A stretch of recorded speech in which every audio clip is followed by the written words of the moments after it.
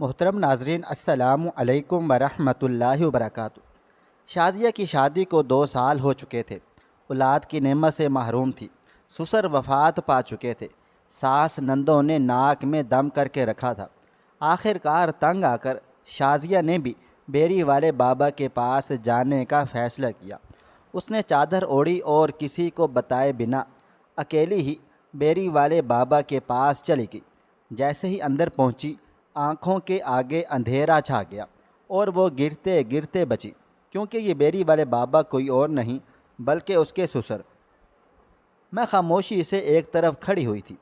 میری شادی کو 3 مہینے کا عرصہ بیت گیا تھا، اور اس 3 مہینے کے درمیان میرے سسرال میں کافی پیچیدگیاں آئی تھیں۔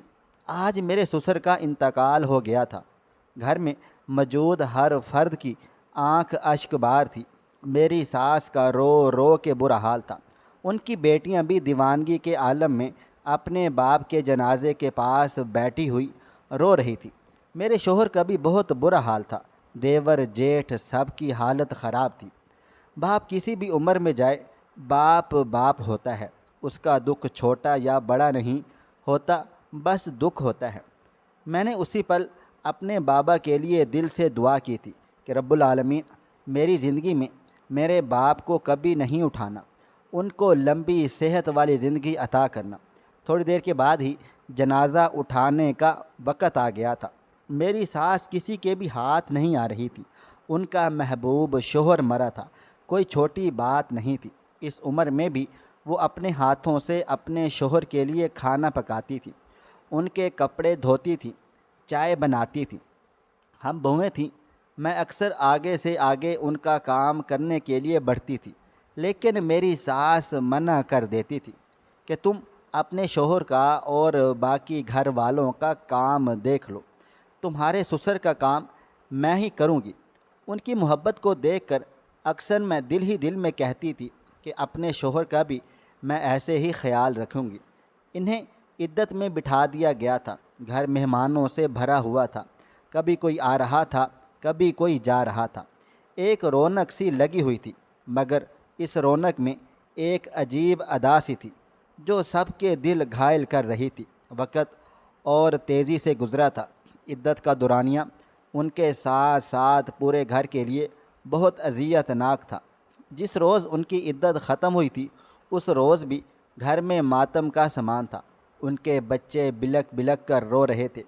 میں نے دل ہی دل میں عہد کر لیا تھا کہ میں اپنے سسرال کے ساتھ بہت مخلص رہوں گی، لیکن کہتے ہیں نا، جیسا آپ گمان کرو ویسا ہو جائے، ایسا ممکن ہی نہیں۔ عدت مکمل ہونے کے بعد سب کچھ تبدیل ہو گیا تھا۔ میری ساس نے اعلانیہ کہہ دیا تھا کہ سارے بھائی اب الگ الگ ہو جائیں، لیکن میری ساس کا خیال سب سے زیادہ رکھا جائے گا۔ میرے شوہر کی تنخواہ اتنی نہیں تھی کہ شادی کی شروعات میں ہر لڑکی کی طرح میری بھی یہی خواہش تھی کہ میں اکیلی زندگی گزاروں، لیکن کچھ عرصے کے بعد ہی مجھے اس بات کا اندازہ ہو گیا تھا کہ میرے شوہر کی تنخواہ اتنی نہیں ہے، ہم دونوں اکیلے گزارا نہیں کر سکتے۔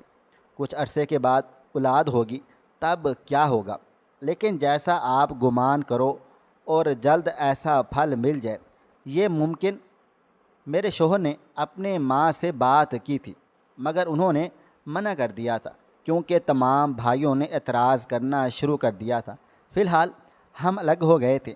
میں نے ارادہ باندھ لیا تھا کہ اگر شوہر کا ساتھ دینا پڑا تو میں بھی نوکری کر لوں گی، لیکن میں جانتی ہی نہیں تھی کہ میری زندگی کس طرح عذاب ہونے والی ہے۔ آج معمول کا ہی دن تھا۔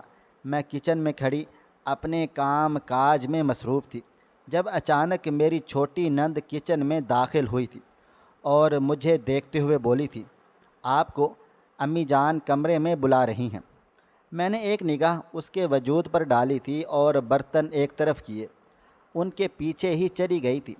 کمرے میں داخل ہوئی تو دیورانی جٹھانی نند سب بیٹھی ہوئی تھی۔ میں نے سلام کیا تو میری ساس مجھے دیکھتے ہوئے بولی تھی، یہ سلام کے چونچے اپنے پاس ہی رکھو، میں اس گھر میں بانجھ عورتوں کو نہیں رکھتی۔ اللہ کا لاکھ لاکھ شکر ہے کہ میری بیٹیوں کے، میری اور بہوؤں کے بچے ہیں، لیکن تم نے ابھی تک کوئی خوشخبری نہیں دی۔ شادی کو پورے 8 مہینے ہونے والے ہیں۔ وہ تو تمہارے ابا کا انتقال ہو گیا تو میں مصروف ہو گئی تھی، لیکن یہ مت بھولو کہ میں دنیا میں نہیں ہوں تو کوئی خیر خبر نہیں ہوگی۔ ان کی بات سن کر میں گھبرائے ہوئے لہجے میں بولی تھی، امی جان، اولاد تو اللہ تعالیٰ کی دین ہے، اب اس میں ہم انسانوں کا کیا دار و مدار ہے۔ ڈاکٹر سے ابھی چیک اپ نہیں کروایا تھا، لیکن اگر آپ کہتی ہیں تو میں سہیل کے ساتھ چلی جاتی ہوں۔ میں مزید کچھ کہتی اس سے پہلے ہی میری ساس بولی تھی، میرا سہیل کیوں جائے گا؟ اگر تمہیں کسی ڈاکٹر کو چیک اپ کروانا ہے تو اپنی ماں کے ساتھ جاؤ، میرے بچے کے پیچھے لگنے کی ضرورت نہیں ہے۔ اور ویسے بھی یہ سب معاملات عورتوں کے ہوتے ہیں، مردوں کو ان میں شامل نہیں کرنا چاہیے۔ الگ کیا ہے، تم لوگوں کا حرکت مطلب یہ نہیں ہے کہ میں تم سے نظریں ہٹا لوں گی۔ ان کی باتیں سن کر میں نے سر کو جھکا لیا تھا۔ چند لمحے کے بعد میری چھوٹی نند مجھے دیکھتے ہوئے بولی تھی، شادی کی شروعات ہی میں اگر بچہ نہ ٹھہرے تو یاد رکھنا عورت بانجھ ہوتی ہے۔ میں تمہارا دل دکھانے کے لیے نہیں کہہ رہی، لیکن یہی حقیقت ہے، اور اس حقیقت کو آپ تسلیم کر لو تو بہتر ہوگا۔ جب کہ میرا دل کٹ کے رہ گیا تھا، میں نے بے اختیار اللہ نہ کرے کہا تھا اور وہاں سے چلی گئی تھی۔ پورا دن میرا بہت اداس گزرا تھا، آنکھوں میں بار بار آنسو آ رہے تھے۔ اکثر لوگوں کے منہ سے سنا تھا کہ سسرالی کبھی آپ کے نہیں ہوتے، آپ ان کے لیے مر مٹ گئے، لیکن وہ کبھی آپ کو اپنا نہیں سمجھتے، ہمیشہ غیروں کی طرح برتاؤ کرتے ہیں۔ آج اپنے سسرال والوں کا بھی یہ انداز دیکھ مجھے سمجھ آ گیا تھا کہ لوگ ٹھیک ہی کہتے ہیں۔ پورا دن اسی کشمکش میں بیت گیا تھا۔ رات 9 بجے میرے شوہر کام سے واپس آئے تھے۔ سلام دعا کے بعد میں نے ان کے لیے کھانا لگا دیا تھا جب وہ مجھے دیکھتے ہوئے بولے تھے، راشن تھوڑا ہاتھ کھینچ کر استعمال کرنا، اس مہینے تنخواہ تھوڑی کم ملے گی، کیونکہ ابا جان کے انتقال کے وقت میں نے کافی قرضہ لیا تھا، اس لیے تھوڑے پیسے ہی کٹیں گے۔ ان کی بات سن کر میں نے سر کو ہلکی سی جنبش دی تھی اور پھر کچھ سوچتے ہوئے ہچکچا کر بولی تھی، مجھے آپ سے تھوڑی بات چیت کرنی ہے۔ میری بات سن کر وہ اپنی جگہ سے کھڑے ہو گئے تھے اور مجھے دیکھتے ہوئے بولے تھے، اماں نے مجھے بتایا ہے کہ تم سے انہوں نے اولاد کا تذکرہ کیا ہے اور بانجھ وغیرہ کا طعنہ بھی دیا ہے، مگر دیکھو وہ اپنی جگہ پر ٹھیک ہے، شادی کو 8-9 مہینے ہونے والے ہیں، اب تک تو ہماری گود بھی بھر جانی چاہیے تھی، لیکن شاید کہ اللہ تعالیٰ کو کچھ اور منظور ہے، اس لیے امی جان یا بہنوں کے خلاف کان بھرنے سے بہتر ہے کہ تم اللہ تعالیٰ سے دعائیں مانگو۔ یہ کہتے ہی وہ کمرے سے چلے گئے تھے، جب کہ میں ایسی ہو گئی تھی جیسے کاٹو تو بدن میں خون ہی نہیں۔ کیا میرے شوہر کو اتنا بھی فرق نہیں پڑ رہا تھا کہ ان کی بیوی کس اذیت میں تھی؟ ابھی شادی کو وقت ہی کتنا ہوا تھا جو انہوں نے اتنی جلدی مجھ سے منہ موڑ لیا تھا۔ کافی دیر تک میں اپنی جگہ پر ہی بیٹھی اس بارے میں سوچتی رہی تھی اور پھر سر جھٹک کر کھڑی ہو گئی تھی۔ کھانے پینے سے بھی میرا دل اچاٹ ہو گیا تھا۔ پوری رات میری کروٹیں بدلتے ہوئے گزری تھی۔ میری ساس کافی تیز خاتون تھی، انہوں نے دونوں طرف سے کھیل کھیلا تھا، مجھے بھی سنا دیا تھا اور میرے شوہر کو بھی اپنی مٹھی میں لے لیا تھا۔ اگلی صبح میں نے فیصلہ کر لیا تھا کہ کچھ روز میں امی جان کے گھر گزاروں گی تاکہ یہ تلخی تھوڑی بہت کم ہو جائے۔ ناشتے کے دوران میں نے اپنے شوہر سے اس بات کا تذکرہ کیا، لیکن وہ یکدم بھڑک اٹھے تھے، میری ماں کی اتنی سی بات تمہیں اتنی بری لگ گئی؟ وہ تمہارے بھلے کے لیے ہی تو بول رہی ہیں، انہوں نے تمہارے کردار پر یا پھر تمہارے اخلاق پر انگلی نہیں اٹھائی۔ وہ مزید کچھ کہتے اس سے پہلے ہی میں بولی تھی، مگر انہوں نے مجھے بانجھ کہا ہے۔ ابھی ہماری شادی کو وقت ہی کتنا ہوا ہے جو وہ اس بات کا فیصلہ کر سکتی ہیں کہ میں بانجھ ہوں؟ میں یہ نہیں کہتی کہ آپ کی ماں بری ہیں، بے شک وہ بہت اچھی ہیں اور ابھی صدمے میں ہیں، لیکن میں بھی انسان ہوں، میرا بھی درد سمجھیں۔ ایک عورت کے لیے یہ وقت بہت برا ہوتا ہے جب وہ اولاد کے لیے ترس رہی ہو اور اس کو اولاد نصیب نہ ہو۔ میں تلخی سے بولی تو میرے شوہر مجھے دیکھتے ہوئے بولے تھے، تمہارے دل میں جو آئے کرو، مجھ سے پوچھنے کا کیا فائدہ؟ جب تم فیصلہ لے چکی ہو تو مجھے بتا کر احسان کیوں کر رہی ہو؟ یہ کہتے ہی وہ کمرے سے چلے گئے تھے، جب کہ میں ان کی پشت دیکھ کر رہ گئی تھی۔ فیصلہ ضرور لیا تھا لیکن اجازت بھی تو مانگ رہی تھی نا۔ لیکن یہ بات کسی کو کہاں سمجھ آتی ہے۔ میں نے اپنا سر جھٹک دیا تھا، مرو جیو لیکن یہی رہو۔ یہ فیصلہ لیے میں کھڑی ہو گئی تھی اور کچن کی طرف بڑھ گئی تھی۔ وقت دھیرے دھیرے گزرتا جا رہا تھا۔ دن ہفتوں میں، ہفتے مہینوں میں اور مہینے سال میں تبدیل ہو گئے تھے۔ اس دوران جو تلخیاں اور باتیں میں نے برداشت کی تھیں وہ صرف میں ہی جانتی تھی۔ آج معمول کا ہی دن تھا۔ میری چھوٹی نند اپنے سسرال سے آئی ہوئی تھی۔ ابھی میں کام کاج کر کے فارغ ہی ہوئی تھی جب وہ میرے کمرے میں داخل ہوئی تھی۔ انہیں دیکھ کر میں اٹھ کر بیٹھ گئی تھی اور دھیمی آواز میں سلام کیا تھا۔ وہ مجھے دیکھتے ہوئے بولی تھی، آپ کو ایک مشورہ دینے آئی ہوں۔ امی جان کافی زیادہ پریشان ہیں آپ کی طرف سے۔ میں نے الجھن بھری نگاہوں سے ان کو دیکھا تو وہ مزید بولی تھی، آپ ایک کام کریں، کسی پیر بابا کے پاس جا کر اپنا مسئلہ بتائیں۔ شادی کو 3 سال ہو گئے ہیں اور یہ کم عرصہ نہیں ہوتا۔ تمام بھائیوں کی اولادیں ہیں، ہم بہنوں کی بھی ہیں۔ اب چھوٹے کی اولاد نہیں ہوگی تو یہ تو ناانصافی ہے۔ میں بھی ایک روایتی نند ہوں، مگر اس کے باوجود چھوٹے سے بہت پیار محبت کرتی ہوں اور وہ تم سے بھی بہت محبت کرتا ہے۔ لیکن یہ بات امی جان نہیں سمجھے گی۔ اگر چند ایک سال کے بعد تمہاری اولاد نہیں ہوئی تو وہ اس کی دوسری شادی کروا دیں گی اور وہ تمہیں چھوڑ دے گا۔ اس لیے بہتر ہے کہ تم خود ہمت کرو، ورنہ ہاتھ پر ہاتھ رکھے بیٹھی رہ جاؤ گی اور تمہاری جگہ کوئی اور لے آئے گی۔ یہ کہتے ہی وہ کمرے سے چلی گئی تھی، جبکہ میرا پورا خون نچڑ کر میرے چہرے پر آ گیا تھا۔ میں بے یقینی کی کیفیت میں اپنی جگہ پر کھڑی ہوئی تھی۔ مجھے واقعی ہی یقین نہیں آیا تھا کہ وہ ابھی کیا بول کر گئی ہے۔ بانجھ ہونے کا طعنہ تو اب تک ٹھیک تھا، لیکن دوسری عورت، یہ خیال آتے ہی میری روح کپ کپا اٹھی تھی۔ مجھے میرے شوہر سے بہت محبت تھی۔ اللہ تعالیٰ نے نکاح کے 2 بول میں اتنی قوت رکھی ہے کہ آپ کے درمیان کتنی ہی نفرت کیوں نہ ہو، دھیرے دھیرے محبت آ ہی جاتی ہے۔ کافی دیر تک میں اسی بارے میں سوچتی رہی تھی اور پھر تھک ہار کر میں نے فیصلہ لیا تھا کہ میں ڈاکٹر سے چیک اپ کرواتی ہوں۔ پیر بابا، ان باتوں پر میرا یقین نہیں تھا۔ شوہر کے آنے سے پہلے ہی میں 3 بجے گھر سے نکل گئی تھی۔ ساس کو بتانے کی میں نے ضرورت ہی محسوس نہیں کی تھی۔ باقی بہویں بھی بنا اجازت چلی جایا کرتی تھیں، لیکن میں نہیں جانتی تھی کہ میری یہ ایک غلطی میرے لیے کتنی بڑی سزا بن جائے گی۔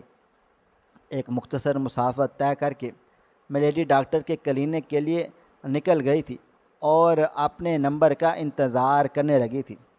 تھوڑی دیر کے بعد مجھے اندر بلا لیا گیا تھا۔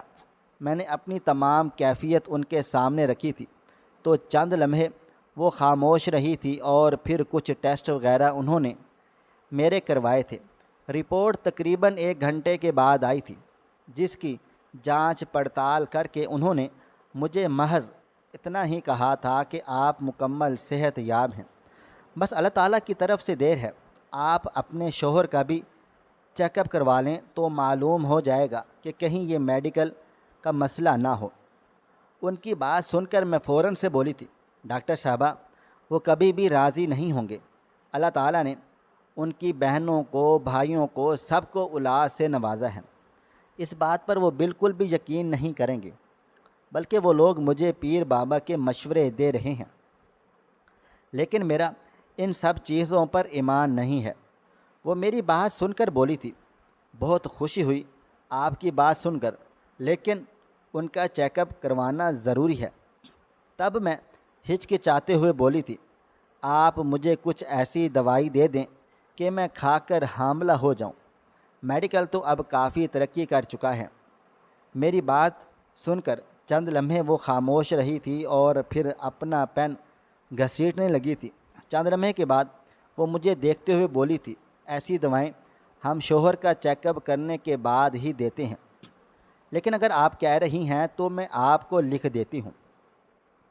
کافی دیر تک ڈاکٹر صاحبہ مجھے بہت ساری باتوں کے بارے میں سمجھاتی رہی تھیں اور پھر تقریباً 5 بجے کے قریب میں کلینک سے نکل کر گھر کی طرف روانہ ہوئی تھی۔ میں گھر پہنچی تو گھر پر ایک ہنگامہ برپا تھا۔ میری ساس کا بس نہیں چل رہا تھا کہ وہ میرا سر پھاڑ دیں۔ انہوں نے میرے شوہر کو بھی عجلت میں گھر بلا لیا تھا۔ گھر میں ایک پنچایت سجی ہوئی تھی۔ میں دھڑکتے دل کے ساتھ ان کے کمرے میں داخل ہوئی تھی تو بے ساختہ میرے شوہر اپنی جگہ سے کھڑے ہوئے تھے اور مجھے دیکھتے ہوئے بولے تھے، کہاں گئی تھی تم اور کس کی اجازت سے گئی تھی؟ میں نے ایک نگاہ ان کے وجود پر ڈالی تھی اور سہمے ہوئے انداز میں بولی تھی، میں ڈاکٹر صاحبہ کے پاس گئی تھی۔ سب بنا اجازت ہی اس گھر سے چلے جاتے ہیں تو میں بھی ابھی اپنی بات مکمل کرتی اس سے پہلے ہی میرے شوہر نے ایک زناٹے دار تھپڑ میرے منہ پر رسید کیا تھا اور مجھے دیکھتے ہوئے بولے تھے، اتنی زیادہ بڑی ہو گئی ہو کہ تم کہ بنا پوچھے ہی چلی جاؤ گی۔ ان سب کے بچے ہیں، وہ بہت پرانی ہو چکی ہیں، لیکن تمہیں آئے ہوئے وقت ہی کتنا ہوا ہے جو تم اپنے قدم اب بنا پوچھے باہر نکال لو گی۔ میں تمہیں نہیں رکھ سکتا، اپنا سامان باندھو، میں تمہیں تمہاری ماں کے گھر چھوڑ کر آؤں گا۔ جب تمہیں سسرال میں رہنے کی تمیز آ جائے گی تو تم مجھے بتا دینا، میں تمہیں آ کر لے جاؤں گا۔ ان کی بات سن کر میرا پورا وجود جامد ہو گیا تھا۔ میں کچھ کہنے کی حالت میں بھی نہیں رہی تھی۔ میں اپنے شوہر کو دیکھتے ہوئے بولی تھی، کیا ہو گیا ہے آپ کو سہیل؟ میں ڈاکٹر صاحبہ کے پاس گئی تھی، اگر آپ کو یقین نہیں تو میں آپ کی بات ڈاکٹر صاحبہ سے کروا دیتی ہوں۔ آپ اس طرح سے کیوں برتاؤ کر رہے ہیں؟ لیکن اس وقت وہ اپنے ہوش میں نہیں تھے۔ ان کی ماں نے ان کے کان میں اس طرح بھر دیے تھے کہ میں کچھ بھی کہتی مگر انہیں سمجھ نہیں آتا۔ انہوں نے غصے میں میری کلائی تھامی تھی اور کمرے میں لے آئے تھے۔ بنا مجھے سمجھے سمجھنے کا موقع دیے بغیر جلدی جلدی سامان باندھنا شروع کر دیا تھا۔ میری آنکھوں سے بھل بھل آنسو بہے جا رہے تھے۔ مجھے سمجھ ہی نہیں آ رہی تھی کہ میں کیا کروں۔ ان کا یہ روپ دیکھ کر میرے ہاتھ پاؤں ٹھنڈے ہو گئے تھے۔ مجھے معلوم تھا کہ میری اماں بھی مجھے بہت زیادہ ڈانٹیں گی۔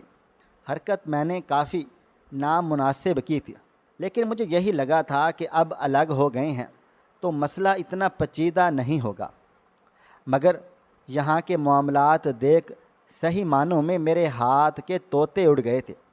فوراً ہی انہوں نے سامان باندھ لیا تھا اور مجھے گھسیٹتے ہوئے گھر سے لے جانے لگے تھے۔ میں اپنے شوہر کے آگے ہاتھ جوڑتے ہوئے بولی تھی، میں امی جان سے معافی مانگ لوں گی، آپ سے معافی مانگ لوں گی، لیکن ایسا مت کریں، میں بہت زیادہ شرمندہ ہوں۔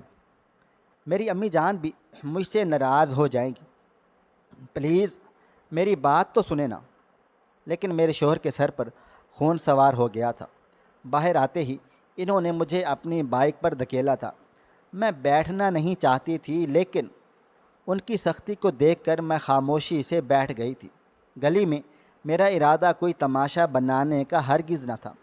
بہرحال ایک مختصر مسافت طے کر کے انہوں نے مجھے میری ماں کے گھر کے دروازے پر چھوڑا تھا اور سامان میرے قدموں میں پھینکتے ہوئے بولے تھے، جب تمہارے اندر سسرال میں رہنے کی تمیز آ جائے تو مجھے بتا دینا، میں تمہیں لینے کے لیے آ جاؤں گا۔ میں ایک بار پھر ان کی کلائی تھام کر بولی تھی، مجھے معاف کر دو، میں وعدہ کرتی ہوں کہ اب ایسا نہیں کروں گی۔ لیکن انہوں نے میری کوئی بات نہیں سنی تھی، بلکہ اپنی بائک زن سے بھگاتے ہوئے وہاں سے لے گئے تھے اور میں بالکل بے حس و حرکت اپنی جگہ پر کھڑی ہوئی تھی۔ کافی دیر تک میں اپنی ماں کے دروازے پر ہی کھڑی رہی تھی اور پھر ہمت کر کے میں گھر کے اندر کی طرف چلی گئی تھی۔ باہر رہنا اب مسئلے کا حل نہیں تھا۔ میں اندر داخل ہوئی تو اماں سامان کے ساتھ مجھے دیکھ کر کافی خوش ہو گئی تھی، کیونکہ میرے شوہر مجھے میرے میکے میں ٹھہرنے ہی نہیں دیتے تھے۔ اماں جان کچھ کہتی، میں اس سے پہلے ہی ان کے گلے لگ گئی تھی اور زاروں قطار رونے لگی تھی۔ مجھے روتا ہوا دیکھ وہ بھی پریشان ہو گئی تھی۔ میں نے روتے روتے ان کو ایک ایک بات بتا دی تھی جو 3 سال کے درمیان مجھ پر گزری تھی۔ میں نے یہ سب صرف اور صرف ان کی ڈانٹ ڈپٹ سے بچنے کے لیے کیا تھا، ورنہ میرا ارادہ ان کو کچھ بھی بتانے کا نہیں تھا۔ میری تمام باتیں سن کر وہ یکدم بولی تھی، تم نے اپنے شوہر کو چیک اپ کے لیے قائل نہیں کیا؟ میں نے سر کو نفی میں ہلایا تو وہ خاموش ہو گئی تھی۔ چند لمحے کے بعد وہ مجھے دیکھتے ہوئے بولی تھی، تمہاری نند بالکل ٹھیک بول رہی ہے، ایک دفعہ پیر بابا کو دکھا دو، ان لوگوں میں کافی روحانیت ہوتی ہے، کیا بتا تمہارا کام بن جائے۔ اماں کی بات سن کر میں بے ساختہ بولی تھی، آپ اتنی پڑھی لکھی ہیں، اتنی سمجھدار خاتون ہیں، اس کے باوجود ایسی باتوں پر ایمان رکھتی ہیں؟ میری بات سن کر وہ بولی تھی، دیکھو بیٹا، ایمان رکھنے کی بات نہیں ہے، اگر ان کے ذریعے تمہارا کام بن رہا ہے تو تم ان سے کام لے لو۔ اپنا گھر بچانے کے لیے عورت کچھ بھی کر بیٹھتی ہے، اپنی انا میں آ کر ایسا کوئی کام مت کرو جو تمہارے لیے بعد میں نقصان دہ ثابت ہو۔ ان کی بات سن کر میں کچھ نہیں بولی تھی، بس خاموشی سے بیٹھی رہی تھی۔ کافی دیر تک وہ مجھے سمجھاتی رہی تھی اور ان کی باتیں صرف اور صرف پیر بابا سے ہی جڑی ہوئی تھیں۔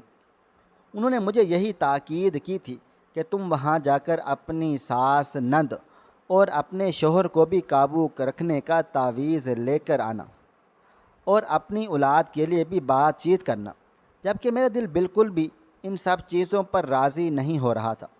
پڑھے لکھے ہونے کا ایک نقصان یہ بھی ہے کہ آپ اصل اور وہم میں فرق کرنا سمجھ جاتے ہیں۔ پورا دن معمول کے مطابق گزرا تھا۔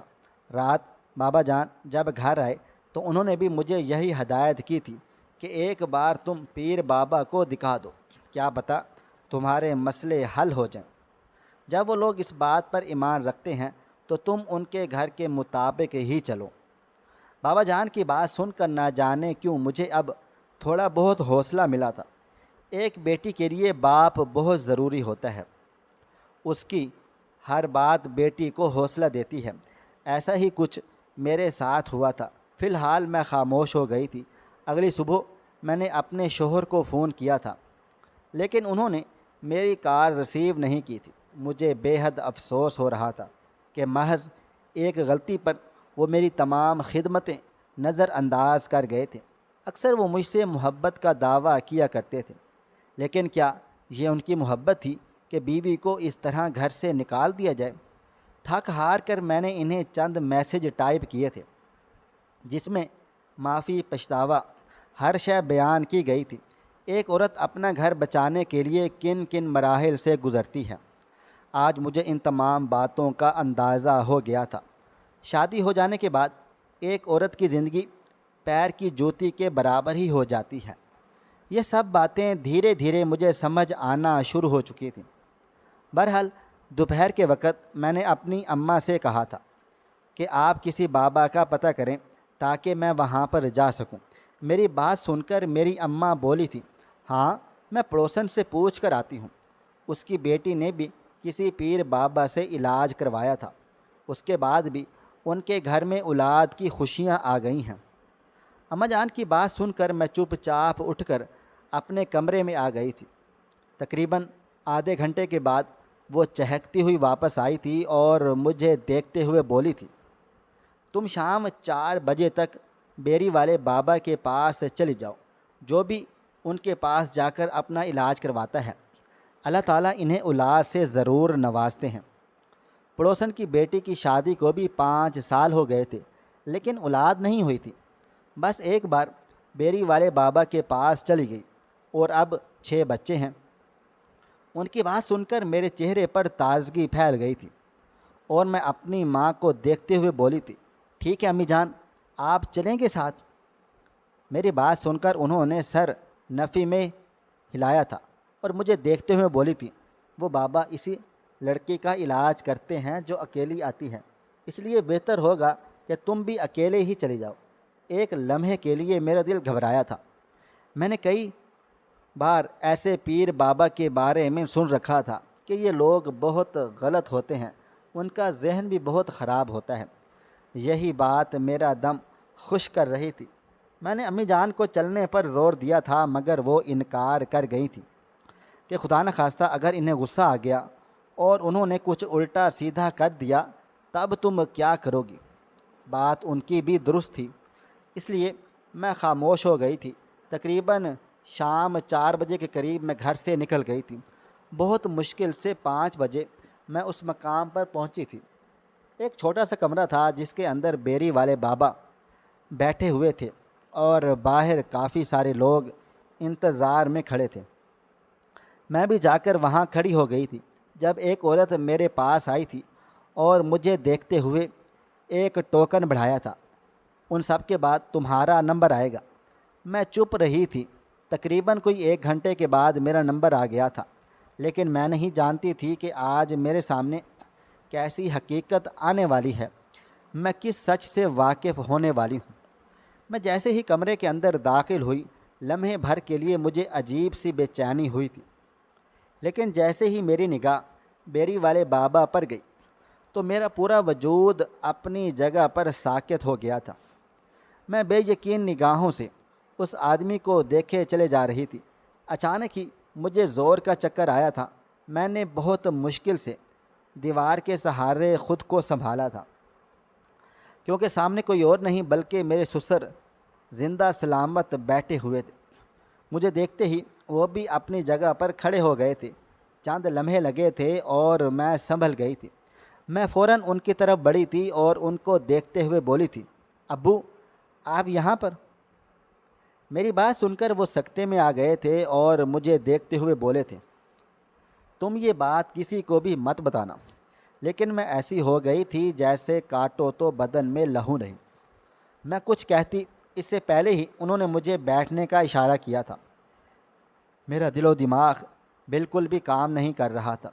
ایک لمحے کے لیے تو مجھے ایسا گمان ہوا تھا کہ میری سسر کی روح سامنے کھڑی ہوئی ہے، لیکن یہ ایک حقیقت تھی، اور پھر جو سچ انہوں نے مجھے بتایا وہ سن کر میں دنگ رہ گئی تھی۔ ان کا کہنا تھا کہ میرا انتقال نہیں ہوا تھا، میں نے صرف یہ ایک ڈھونگ رچایا تھا تاکہ تمہاری ساس نند اور میرے بیٹوں کو سکون مل جائے۔ جوانی کی عمر سے ہی میں اس کام کاج میں لگا ہوا تھا، چلا کاٹنا، تبلیغ میں جانا، 5 وقت پابندی سے نماز پڑھنا، قرآن پاک پڑھنا، یہ سب میرے عمل میں شامل تھا۔ اور کب مجھے روحانیت ملی مجھے خود علم نہیں ہوا، مگر دھیرے دھیرے مجھے الہام آتے رہتے تھے کہ میں اپنی فیملی سے دور ہو جاؤں، تب ہی جا کر مجھے کچھ حاصل ہوگا۔ تھک ہار کر میں اپنے بڑے پیر صاحب کے پاس چلا گیا تھا اور انہوں نے مجھے یہی تاکید کی تھی کہ تم اپنی فیملی سے دور ہو جاؤ، کیونکہ تمہارا عمل تمہاری فیملی پر اثر انداز ہو سکتا ہے۔ اس لیے میں نے ایک پورا کھیل رچایا تھا، جنازہ، میت، قبر، لیکن میرے پیر صاحب نے سب چیزیں سنبھال لی تھیں۔ قبر میں اتارنے کی دیر تھی کہ مجھے واپس نکال لیا گیا تھا۔ میری طبیعت بھی تھوڑی خراب ہو گئی تھی، لیکن میں اب ٹھیک ہوں۔ تم یہاں پر اولاد کے لیے آئی ہو؟ ان کی بات سن کر میں نے سر کو ہاں میں ہلا دیا تھا۔ وہ مجھے دیکھتے ہوئے بولے تھے، دیکھو بیٹا، میں تمہارا علاج کر دوں گا، لیکن تم اپنی سانس سے یا پھر گھر میں کسی سے بھی اس بات کا ذکر نہیں کرو گی، کیونکہ اگر میں واپس اپنے خاندان میں آیا تو میرا خاندان تباہ ہو جائے گا، میرے بچے اپنی اولادوں سے محروم ہو جائیں گے، اور میں ایسا کچھ بھی نہیں کرنا چاہتا۔ ان کی بات سن کر میں خاموش ہو گئی تھی۔ انہوں نے کوئی تعویذ وغیرہ نہیں دیا تھا، بس قرآن پاک کی چند آیتیں، نماز پڑھنے کی تاکید اور ایک پانی پر دم کر کے دیا تھا، اور تاکید کی تھی کہ میں اسے صبح و شام پڑھوں۔ میں نے ان کے سامنے تمام مسائل رکھ دیے تھے، جب کہ وہ مجھے دیکھتے ہوئے بولے تھے، تمہاری ساس ایسی نہیں تھی، وہ تو عورت کا درد سمجھتی تھی، لیکن جب سے میں گیا ہوں نا، مجھے معلوم ہے کہ وہ ٹھیک نہیں ہوگی، لیکن میں اللہ تعالیٰ کی راہ میں نکل آیا ہوں، اب میں پلٹ کر نہیں آ سکتا۔ مجھے میرے اللہ سے اتنی محبت ہے کہ میرے لیے دنیا بالکل بیکار ہو گئی ہے۔ کچھ وقت ہے میرے پاس اور پھر میں اللہ تعالیٰ کی راہ میں نکل جاؤں گا اور یہ سب کچھ بھی چھوڑ دوں گا۔ ان کی باتیں سن کر میں نے کچھ بھی نہیں کہا تھا۔ نہ جانے ان کے ساتھ کیا معاملات تھے، ان کے چہرے پر ایک روشنی سی تھی، ایک بہت سکون دہ ٹھہراؤ، آنکھیں ٹھہری ہوئی لال ہرگز نہیں تھی جیسے عموماً پیر بابا کی ہوتی ہیں۔ وہ کافی صاف ستھرے لباس میں تھے اور میں جب کھڑی ہوئی تو وہ میرے سر پر ہاتھ رکھتے ہوئے بولے تھے، اللہ تعالیٰ تمہیں بھی اولاد سے نوازے گا، میرے بیٹے کا خیال رکھنا، وہ بہت حساس طبیعت کا ہے اور اپنی ماں سے بہت زیادہ پیار کرتا ہے، اور اپنی ساس کا بھی دھیان رکھنا، وہ بہت اچھی ہے۔ ان کی بات کا میں نے کوئی بھی جواب نہیں دیا تھا۔ میری دعائیں تھیں یا پھر میرے سسر کا عمل، اللہ تعالیٰ نے مجھے ایک ساتھ 2 بیٹے عطا کیے تھے۔ میں تو حیران ہی رہ گئی تھی۔ اس کایا پلٹ پر میری ساس کی تو کوئی خوشی کا ٹھکانہ ہی نہیں تھا۔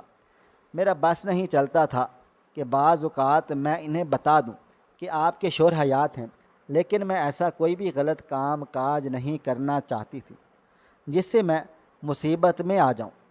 انسان کی زندگی میں بہت ساری پیچیدگیاں آتی ہیں، بہت سے برے وقت بھی آ جاتے ہیں، لیکن اگر آپ ہمت کریں، حوصلہ بلند رکھیں تو اللہ تعالیٰ آپ کو ہر اس آزمائش سے نکال دیتا ہے جس میں آپ پھنس چکے ہیں۔